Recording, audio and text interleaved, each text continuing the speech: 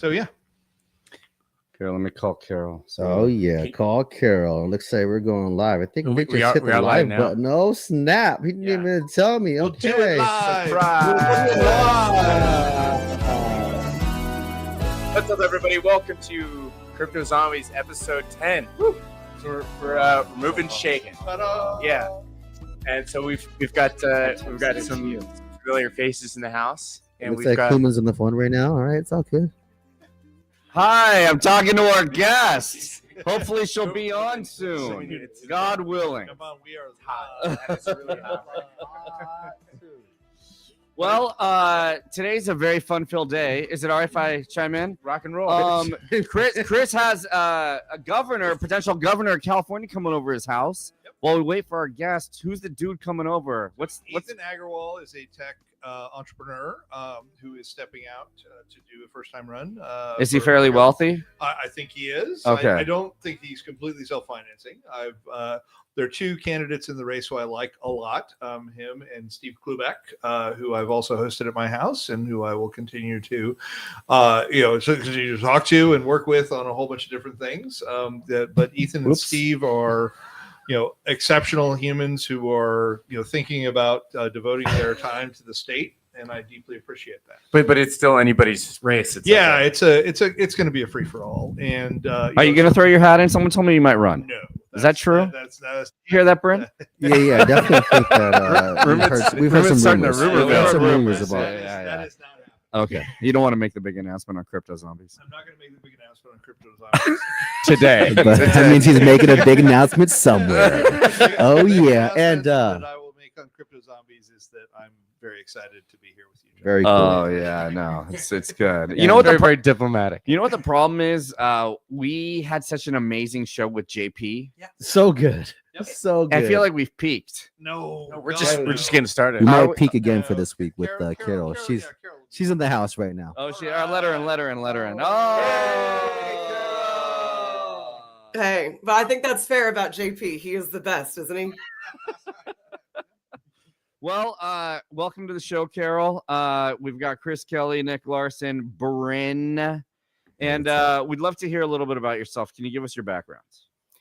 Sure. I'm a bit of a national security wonk in a bunch of different areas. I was in the Army doing chem bio rad nuclear defense and an intelligence collection manager. So that means managing all the assets that watched and listened to people. And then I spent a couple of tours in the U.S. government across the White House Office of Management and Budget, spent some time on the Hill, then went to Treasury to hunt down cyber criminals. And then I did 2 tours at the National Security Council. I've done a little bit of time out in industry, helping venture firms and doing consulting, really just anywhere that strategic technologies meet national security and financial innovation. So having tons of fun. A very good week for badass women. Including the new governor of New Jersey and the new governor of Virginia. Virginia, my new governor that will come aboard soon. I'm excited for her. Yes, absolutely. No, it's going to be quite a new crew. I assume you and Chris have similar political beliefs and standings. Is that correct, Carole? Yeah, I think I know enough about Chris. Absolutely. I've worked on both sides of the aisle and have prided myself on a career in government that was very nonpartisan, but absolutely aligned on and supporting the Democratic vision and figuring out what the future of economic agenda and positive but democratic principle enabling innovation really looks like. So I think that's pretty consistent with Chris.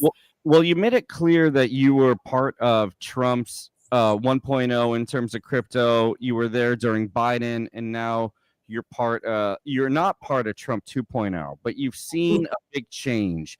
Can you tell us what it was like when you were there the first time, what it was like under Biden, and how you feel about today?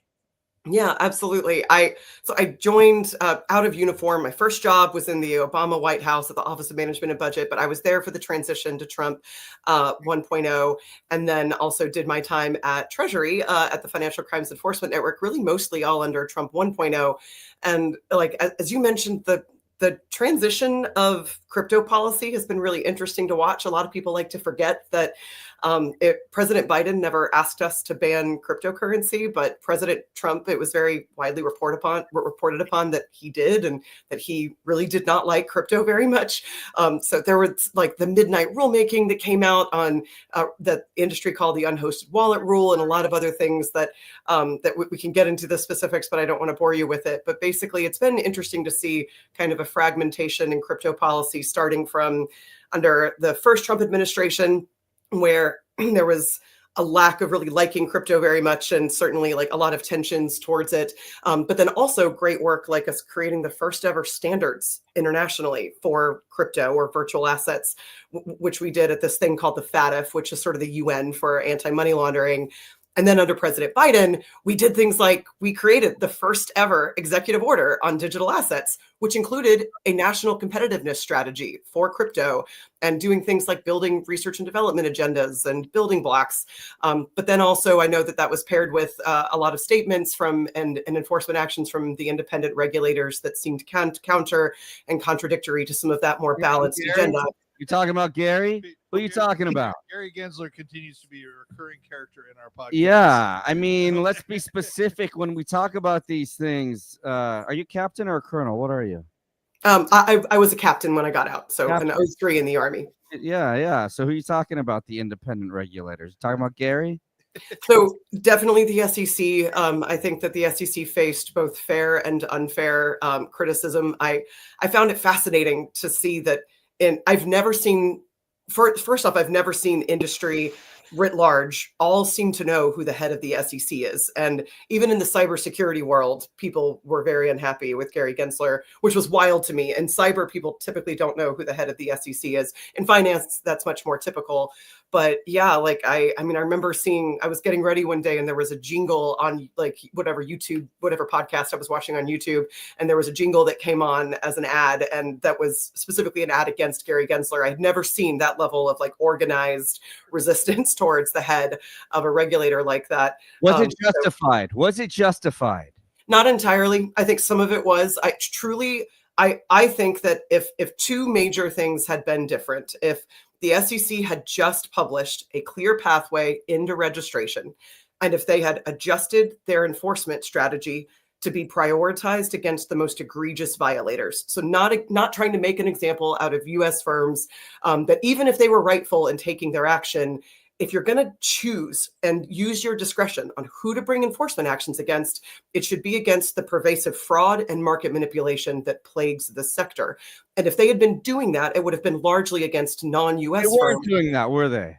That wasn't their priority. Most of the citations were against failures to register. There were actions against fraudsters, absolutely, but truly really the enforcement strategy wasn't a wise one when you have limited resources and you're going to choose who to go against. It should have been against the biggest bads instead of against a lot of the easiest entities to wrap your arms around. And there's a lot of reasons for why that happens, but I find this to be a challenge that we have with all of our enforcement across criminal and civil actions. We have a real issue on timeliness and sometimes on prioritizing who the right actors are to bring those actions against. So we've gotten it right sometimes and we've gotten it wrong sometimes.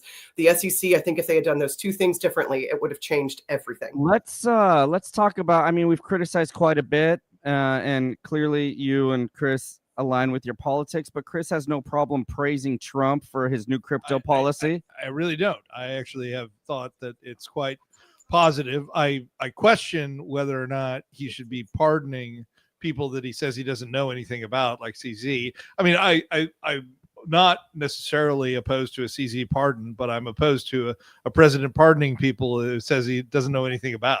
Well, back to crypto policies, Chris. Come on. This is crypto policy. Is it CZ crypto policy? I mean, yeah, he's Binance, right? I'm really kind of curious how Sam Bankman-Fried feels all about this from his jail cell.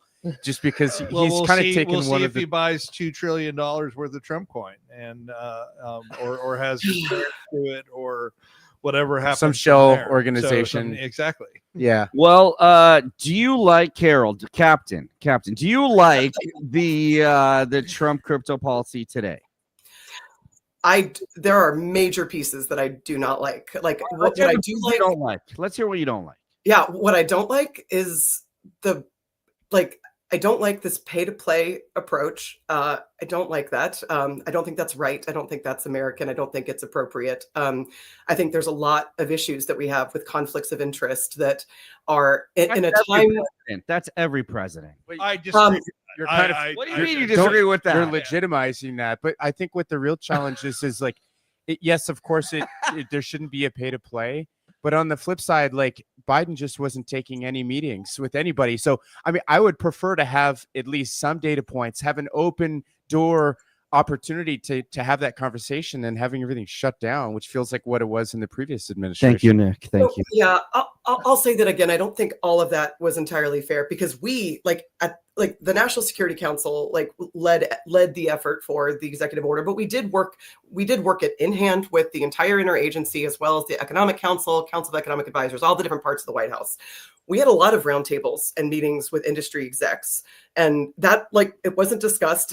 And so I recognize that the issue on messaging and understanding of everything that was underway, which I think is a very fair issue that very clearly was a problem that the last administration faced and had, because again, people don't even remember that we had the first ever competitiveness strategy for crypto, and we had an engaged Department of Commerce, and again, all built on top of the fact that the prior administration, Trump the first time, really, really did not like crypto. So it's been a stepping stone, and I'm glad that we've gotten to the point of a lot more of finally putting in place something like a chartering regime for stablecoins, which has been desperately needed. It should have been a payments charter 7 years ago when people like me and many others advocated for it. But whatever, I'll take it. I can live with the current framework. But Tether.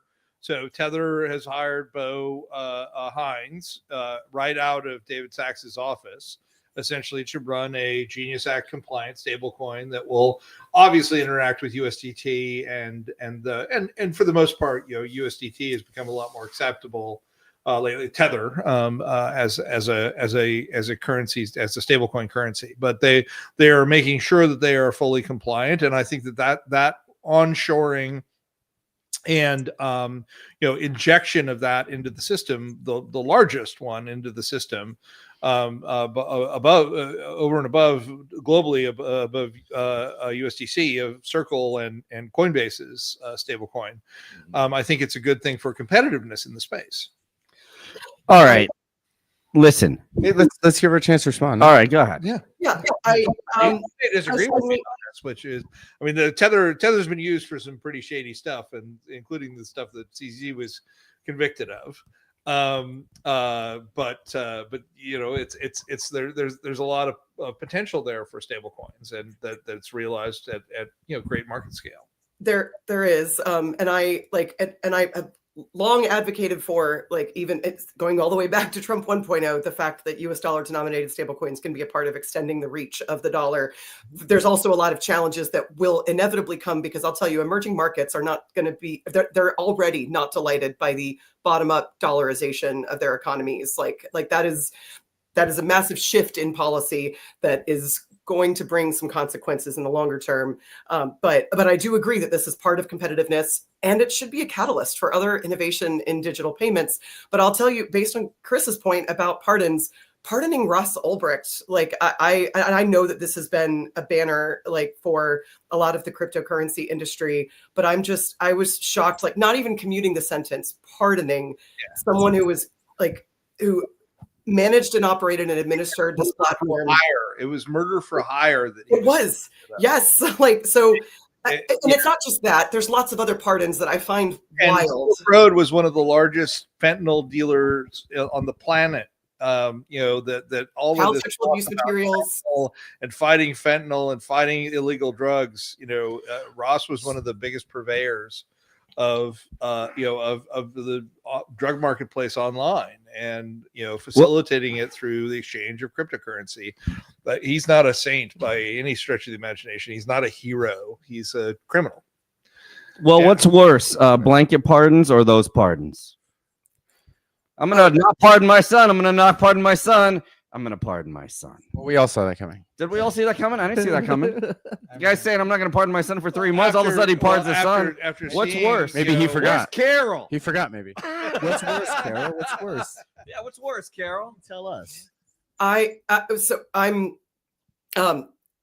I think that the current vendetta-driven agenda and like politicization that has been happening of going after political enemies is, I am really disappointed right now. And just basically what I would turn back to is that we as civil servants have a sacred duty to maintain the public trust. And I don't think that that is what the current actions and activity is doing, what it's preserving. And this is the problem. Like, this is why I think that every administration so far has been really fragmented on crypto policy and has not gotten it right. There are elements that have been right, but there's a lot of stuff right now, including the fact that we're putting new policies in place, but we're firing thousands of regulators.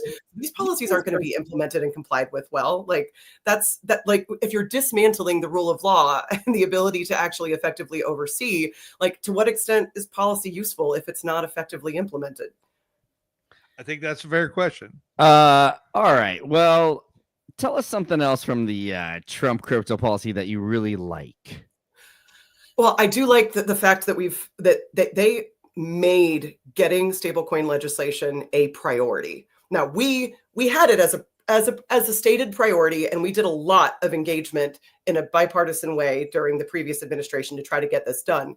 But we didn't go sit on Congress's desks and say, I want this now, and push for that bipartisan, which would have been a much better framework, by the way. Like, there's some massive weaknesses in the Genius Act. I can live with it because I think most of the problems with it are what's not in it. And I think you can patch on most of those fixes later. So I can live with the current framework, and I'm glad that we finally have this in place. So them elevating it truly as a priority and matching it with their engagement on the Hill, I think is critically important to really get things done. So I am very happy about that. I'm glad that there, even in some of the work that's been done under the presidential working group, which we've had many reports and engagements since Trump 1.0 and in Biden on stablecoins and crypto. They continued, like, a lot of that work. About half of what was in the Treasury report that came out was pretty consistent with the same recommendations that we had been making. So there's a lot of consistency that I continue to support, including the national competitiveness objective. It's everything else is the problem. Do you personally invest? I do invest, yes. Okay, so where's your money at? Where if somebody says, who are you investing with? What do you have? Is it just Bitcoin, or you don't have to answer that? You don't have to. Yeah. Oh, we're not allowed to. Why can't we ask that We're question? allowed to ask. You're allowed to ask. Why is that a bad Answer. question? I don't think We it's can a talk about bad anything. Yeah, we can talk about that's the one, huh? Yeah. Sorry. So my investments are actually not in crypto. I had gotten I had stayed out of direct crypto investing for a while, and this year specifically, part of why I've been staying out of not going in house was that I knew that this was going to be a big year for crypto legislation and regulation, and for the same reasons that I wasn't allowed to own it when I was a regulator inside, and I'm still engaging with some state level regulators, I'm allowed to own it now, and I'm rethinking that for my 2026 strategy. But honestly, like, right now, I've wanted to know that when I walk into the room with progressives and I'm trying to convince them to adjust and adapt from a permission-based innovation approach into a positive, democratic principle driven innovation approach, I don't want them to feel that I'm doing that for my personal financial interests. I want them to feel that I have the credibility of someone who isn't bound financially to that. I don't think there's anything wrong with investing in the space. It's just been an issue. That credibility issue has been a problem. And so I've wanted to stay away from that so far, but I know next year I'm rethinking that. But right now my investments are in other kinds of strategic tech and and there was a pretty strong bias in the Biden administration against letting anybody who held any crypto. So Tim Wu, who was one of the key economic advisors, a guy that I know extraordinarily well and I consider a friend. Tim was the only guy who had Bitcoin on his balance sheet, and so he couldn't advise on Bitcoin. I'm like, that doesn't make any sense. But anyway, it's a little unfortunate that you can't have your cake and eat it too, because if you're complying with rules and legislation, you should also be able to champion what you think is right without worrying that you're going to offend the other side. And so that doesn't, for a party that claims to be open-minded, that doesn't seem to be in alignment to me personally, but I'm not going to point any fingers. I 100% agree with you. So I feel. Oh, go ahead, please. I know that there's been some tensions about how far is too far on some of the restrictions around some of the ethics commitments, but I will commend in principle the ethics commitments that the last administration had, and certainly have followed them. But I do agree that the extent to which they exist, and also a major issue that this administration could have fixed and still has not, is the Office of Government Ethics' guidance on holding crypto. Government employees are allowed to hold this much crypto and work on crypto at all. This is a problem that some of us tried to fix. Other people, like if you know Sigal Mandelker at Ribbit Capital, she's been advocating for this for years. I do. Yeah. She's been advocating for this for years, and we've been trying to at least adjust it to be more like a de minimis threshold, the same way that you have for any other stocks that people can hold. But this OGE guidance has not changed. It still has not changed, even in this administration, which has surprised me. I thought that would be listed as a priority to be adjusted, and I've still not seen that change for people. So we still have this issue of this inconsistency of treating this asset as different, even in the Office of Government Ethics' guidance. So we have a bit of a fragmentation. There's some of our regulations are more harmonized, others are more fragmented. I think that the ethics guidance and taxes is a great example of some of the fragmentation. But basically this is an issue, and I hope that this admin considers making that shift.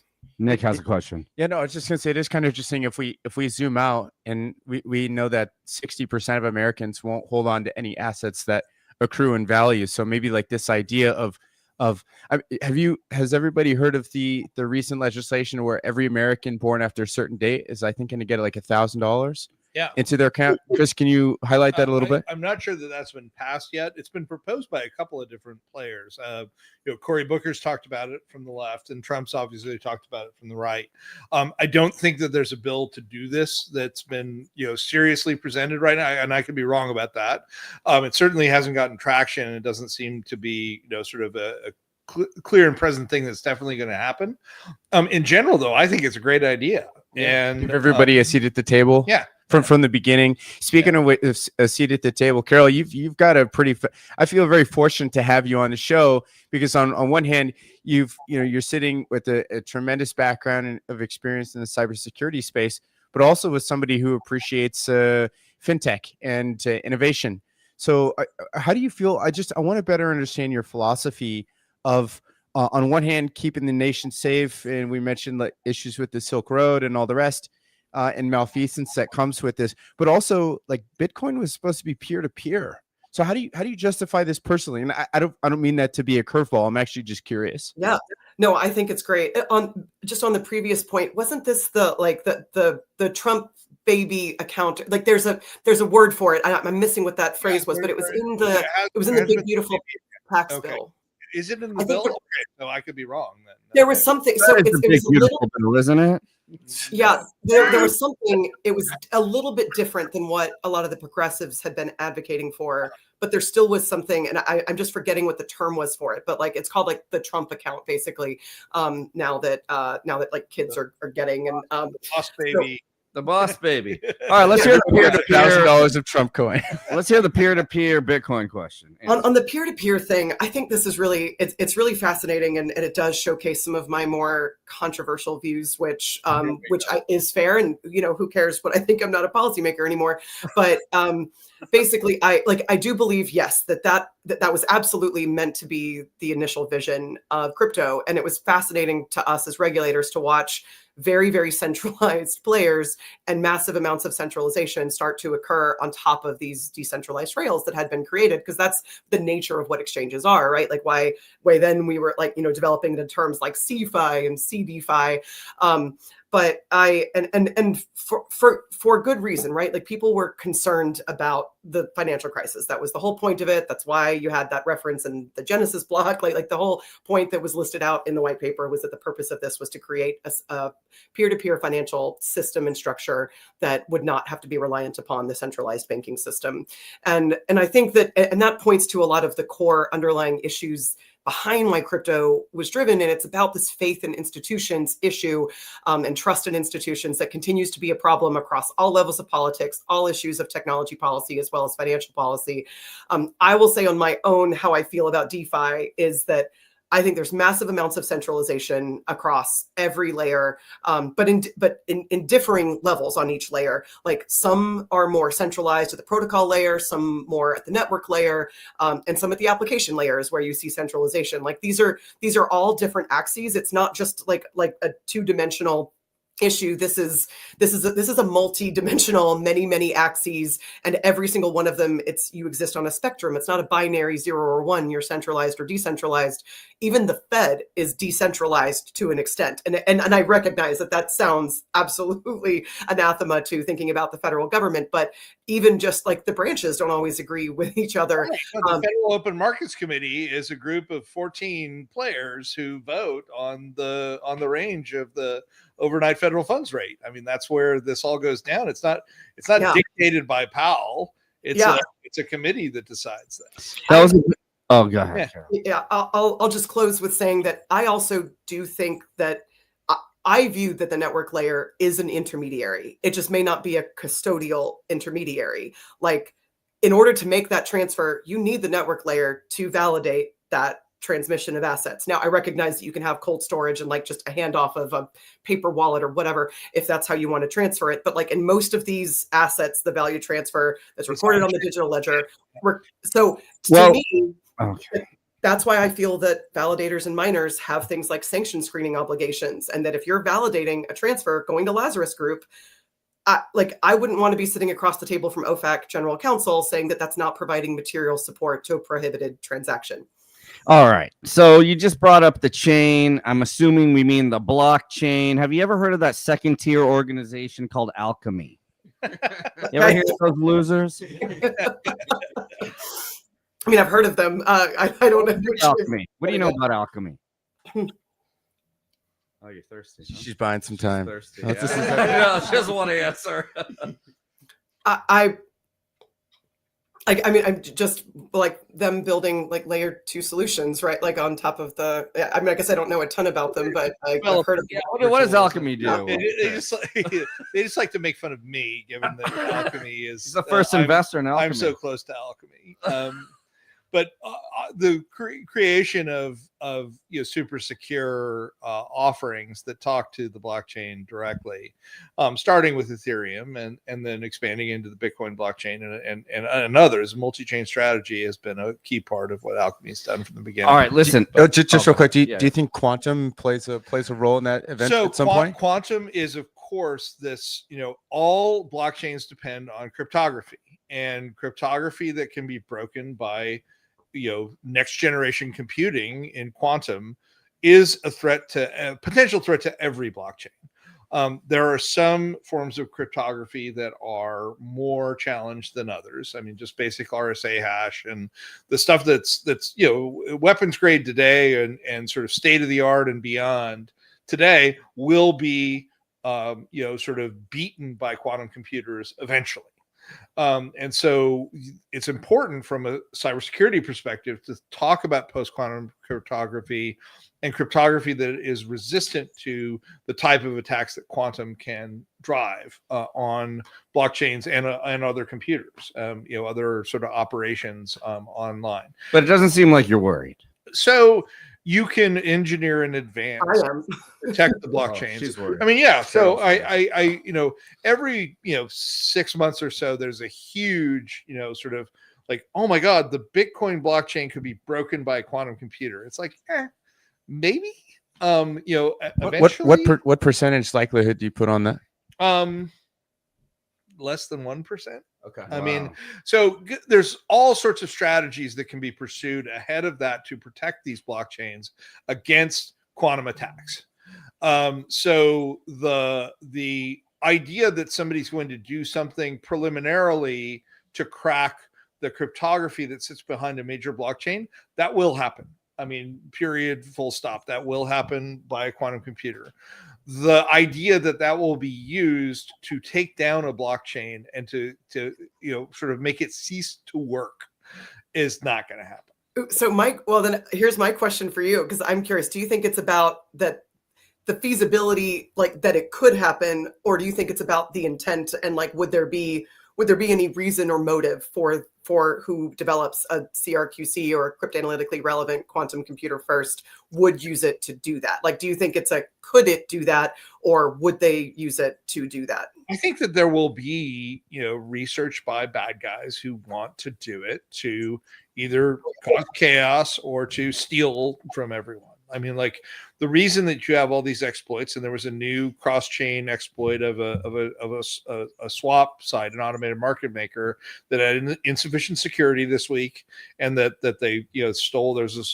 Stole more than $100 million worth of Ethereum. That there were a whole bunch of things that went on. Did they catch the guy? They get the Ethereum back? Not yet. Yeah, not yet. So they're probably going to hard fork it, and maybe it was JP. It was JP. We had him on our last show. All right, listen. Let's end with this. JP's a white hat. Yes. All right. Let's end with this. Chris is about to launch an athlete coin. I want you to tell him. I want you to tell her what it is, and I want you to tell us, Carole, Captain, with your expertise, if this thing's going to be successful or not. All right.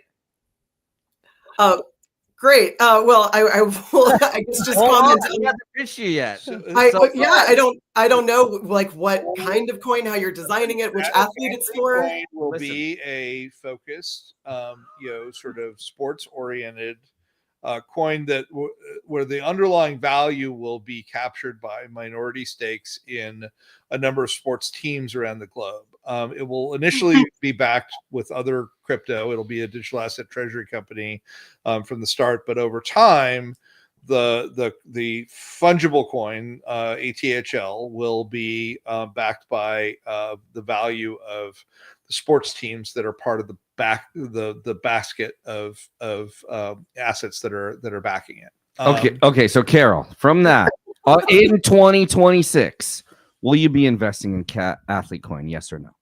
If that's I think I would ask for more information, but I would certainly take another pitch session with Chris. So, but if Chris is involved, then you've already got a really good start. So, but I'll say, like, will it be quantum safe? Will it be quantum safe? It will definitely be quantum safe. The goal of there will be individual coins that will be backed by individual athletes that will be able to sell them as commemoratives for themselves and to raise money for their own operations. So they'll essentially be able to own their own NIL play by selling these coins, and that will eventually be tradable in a very controlled fashion with a parent coin that will be tradable with Bitcoin, Ethereum, and stable coins. So we have a pretty developed platform around this that we're very excited about, and we'll get it out in the coming months. Yeah. Carole, consider that for your 2026 portfolio, and maybe the crypto zombie coin. What was that one deal where it's like Nvidia invested like 50 billion into OpenAI, but they had to use the Oracle servers. It was just like that felt a little sneaky, a lot of round tripping that goes on. A lot of everybody's shaking each other's hands. And a lot of these revenue deals, there's a lot of in kind. There's a lot of isn't that kind of sounds like palm greasing. What that happens in a bubble right before a bubble pops. The accountants have to go through these carefully and make sure that they're properly accounted for. And I have trust and belief that in most of these cases that will happen. So they're not doing any fancy footwork? I can guarantee you in some cases that will not happen. And those are going to be the ones that we end up talking about. We have protections in place for a reason, and they should, make sure that we're not doing too much of picking certain ones. 300 billion, it looks like it was. Yeah. Which is that's a lot. Yeah. Carole, before we end the show, anything you want to say that you didn't get to say previously, your friends' clearances, your life, anything going on that you're traveling to, anything?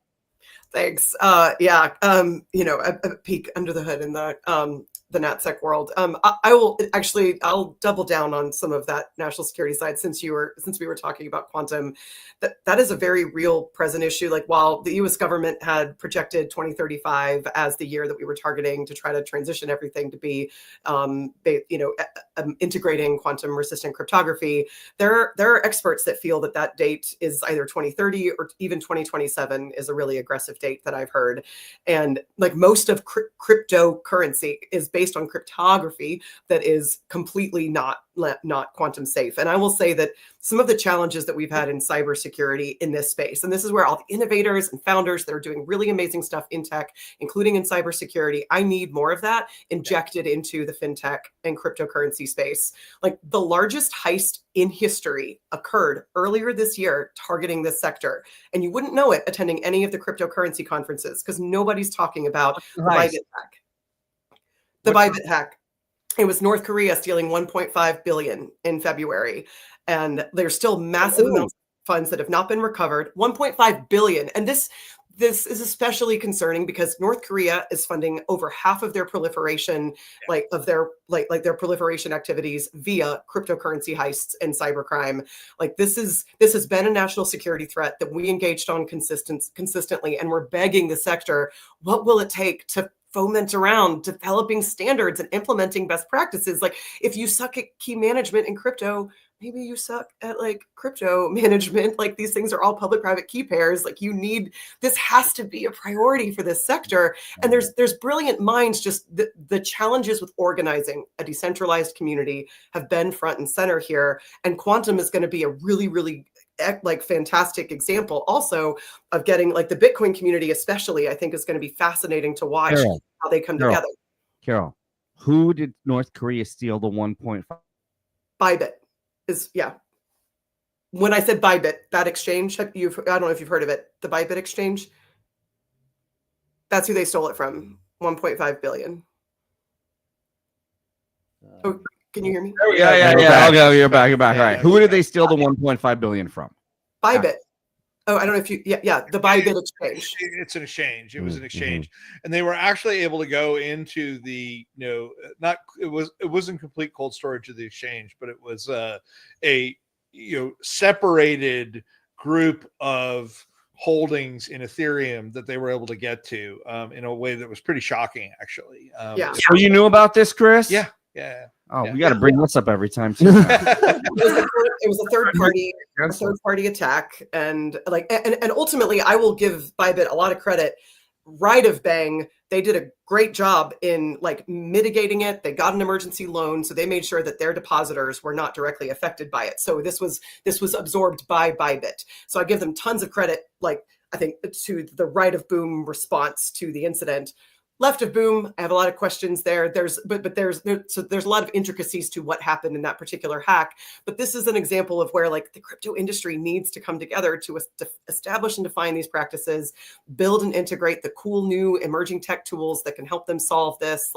There's a lot of work that needs to be done on the security side, and then on the recovery of illicitly derived asset side that still needs to happen. And I think who ensures that? Yeah, who ensures that? So there are insurance companies that play in this space. Wow. And they are insurance and on-chain insurance is going to be a big business, and some uninsured or underinsured centralized exchanges that have hacks are going to have a lot of trouble, and they're going to go under because of it. But at least we know it's coming, right? Often it's the things that swipe us from the side that really kind of throw a wrench in things, right?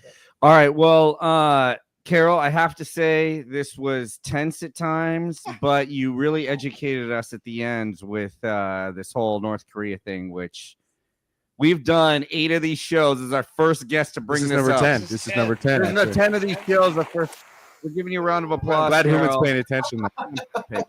Well, thank you. It was delightful on my end, so I'm thrilled to have joined you guys, and thanks for letting us dig into some of the topics. Yes. Excellent.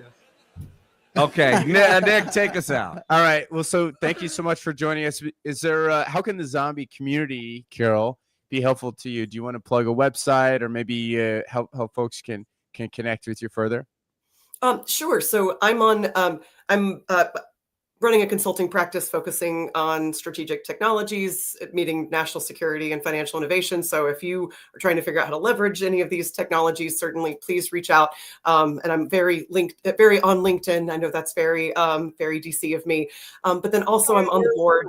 We're LinkedIn users. Yeah, we're go streaming live on LinkedIn right now. Yeah. That's great. I think, Chris, we can go get our LinkedIn QR codes tattooed on our wrist next. I think that's a very DC conference thing to do.